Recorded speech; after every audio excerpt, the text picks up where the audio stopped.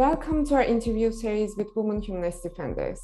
Today we speak with Omaima Al Najjar, who is a blogger, human rights activist, and also a nurse and physician. Omaima was born and raised in Saudi Arabia. In 2011, she moved to China, where she obtained refugee status and studied medicine and surgery at Jilin University. She is currently based in Ireland, working as a surgical doctor and getting her postgraduate diploma in surgery from the Royal College of Surgeons in Ireland. At the same time, she is working at ALQST for Human Rights, an international NGO established to promote human rights in Saudi Arabia. Omaima, thank you very much for joining us today. Thank you for having me. Omaima, first of all, I would like to ask you if you could tell us more about ALQST for Human Rights and your role at this organization. ALQST for Human Rights is an independent Saudi NGO that was founded by one of the human rights defenders, Yahya Asiri. He's based in London, and it was founded in 2014. It ensures that Saudi Arabia is fulfilling its human rights obligations under the international law. And Al-Qist in Arabic means justice. And I worked in Al-Qist since 2019. First, I started working in monitoring and documentation, in which we monitor the human rights violations on the ground and bring them to the attention of the international community. And we share breaking news, we write urgent statements, we do a bit of research as well, and we publish reports. There are regular reports that we publish, plus the annual report. And it's considered one of the primary sources of human rights information relating to Saudi Arabia.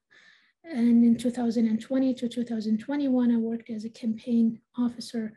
We mainly conduct global campaigns via social media, as well as online materials, in-person protests, and to raise awareness about the human rights violations inside Saudi Arabia. And we participate in the UN Human Rights Council sessions as well as holding public events in London and in other countries in Europe. Thank you. Thank you very much, Omaima. We have unfortunately witnessed that in May 2018, just weeks before the lifting of the driving ban for women, the Saudi government arrested several prominent women human rights defenders who had actually for years peacefully advocated for the right to drive of women, as well as for broader reforms related to the repressive male guardianship system in the country. So while some of them conditionally released after a while, they are still prevented from continuing their activism and traveling outside of Saudi Arabia. And unfortunately, reports also emerged that confirming that some of the detained women activists have been subjected to torture as well. So Omaima, could you please tell us more about the situation of women human rights defenders in Saudi Arabia? What are the main challenges that they face in the country? And specifically, what are the threats, what kind of threats, attacks, and rights violations they are subjected to because of their activism?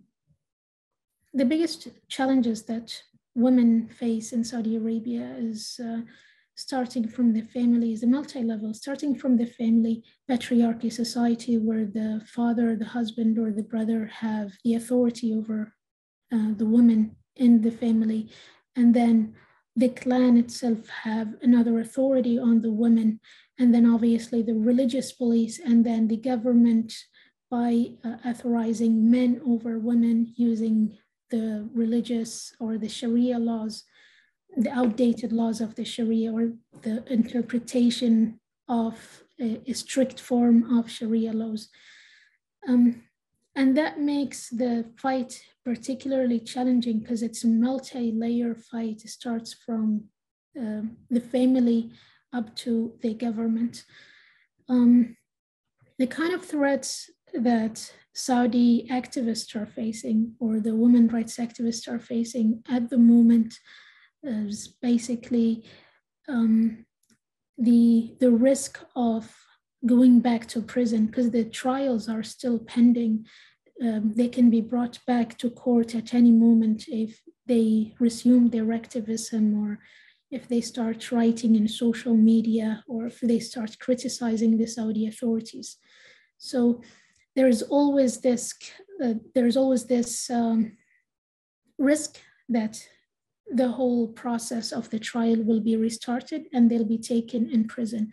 The fact that they are banned from traveling as well kind of tells you a lot about how the Saudi authority is very much afraid of them having this freedom of speech elsewhere.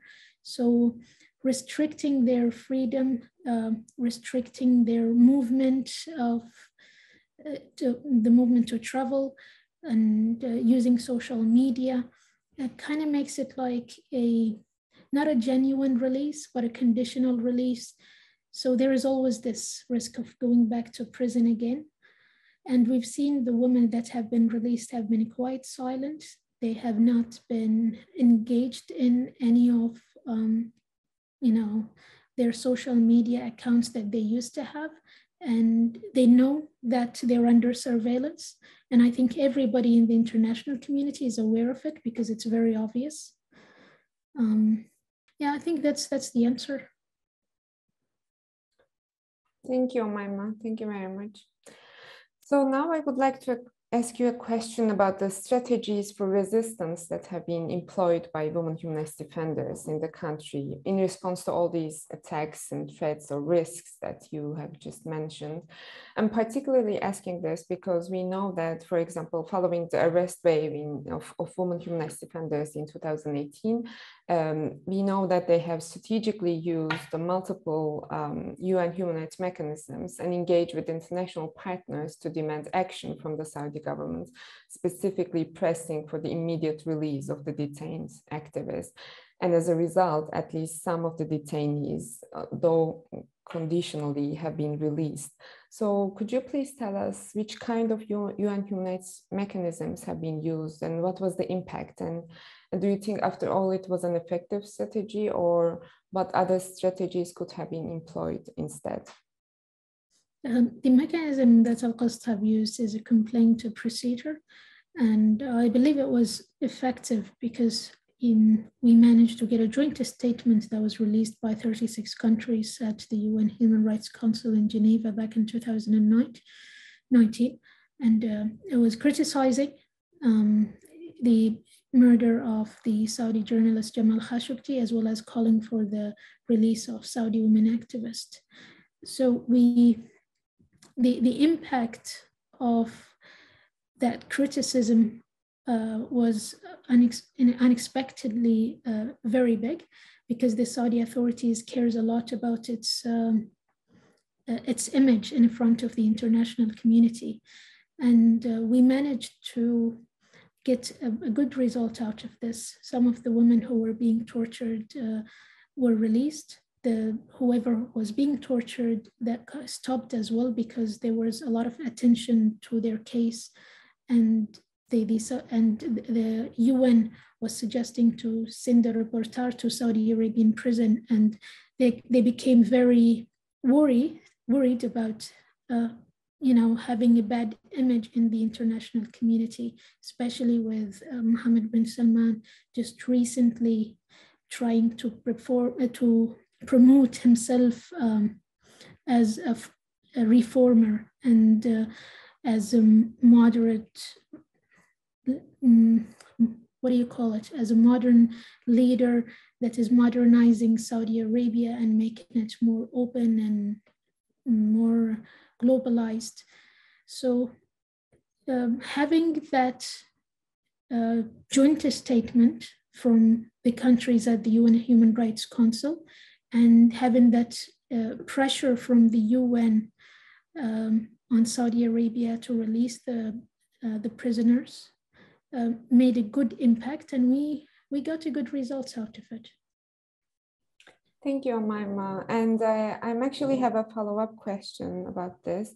Could you please tell us why it was really important to work with international NGOs or like organizations and actors outside of Saudi Arabia in this campaign, and why it was important to act collectively, and what was the lessons learned that you could share with us from this experience?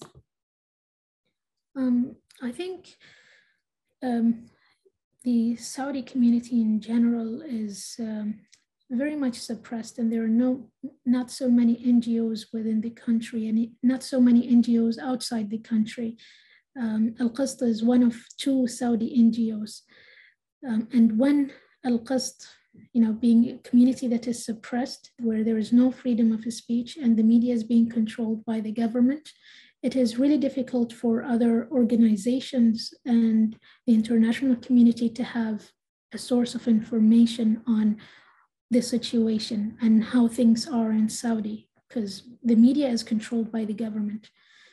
And the Saudis themselves do not have any means of expressing themselves, especially those who are living in the country. So what ALQST does is basically take that source of information, because we have a network of people on the ground that can give us reliable information from the source, and we share it with other NGOs, and we write a joint statement together, and we campaign together, we conduct those campaigns together, and that creates a big momentum on the media, and we get a bigger coverage on whatever campaign we're doing.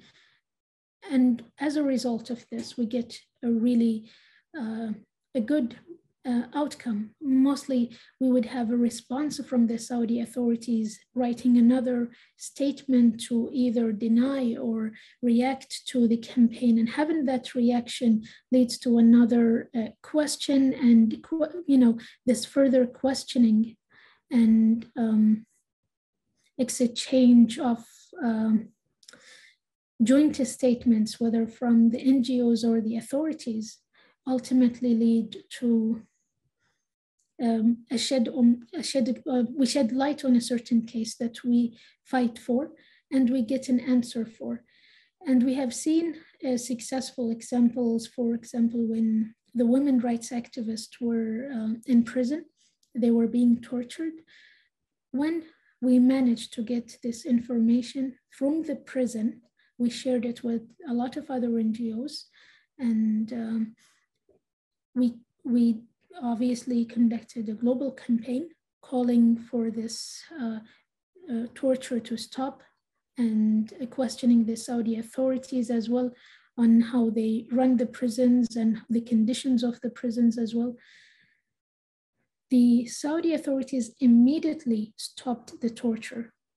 So we see how shedding a light and covering a certain human rights violation and cooperating with a lot of other NGOs creates a bigger momentum, and we get a reaction from the Saudi authorities. And eventually, we had a lot of good examples, like many of the prisoners that were detained, arbitrary detention for writing something on Twitter. Whenever we cover it on the social media and we mention that that person has disappeared and we're questioning the Saudi authorities, and we share that with the Human Rights Watch and Amnesty, and we do a campaign together, we see a response. Some of the prisoners were actually released a few days after we mentioned that they have disappeared.